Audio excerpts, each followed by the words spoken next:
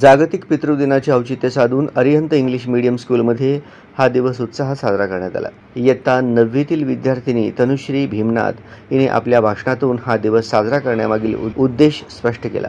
A father is a man who shows us how to be strong, independent and fearless.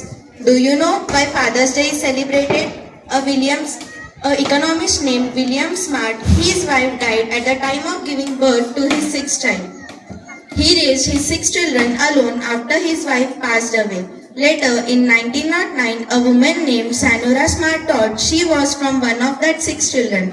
She wanted to establish a specific day for male parents and similar to Mother's Day. आपल्या जीवनाचे आधारस्तंभ, आदर्श आपले वडील, त्यांचे आपल्या जीवनातील अनन्यसाधारण स्थान यावर एक छोटीशी नाटिका सादर करून विद्यार्थ्यांनी सर्वांची मने जिंकली। या नाटिकेत मूल जन्माला आल्यापासून ते मोठे होईपर्यंतच्या प्रवासात वडिलांची भूमिका यावर प्रकाश टाकण्यात आला।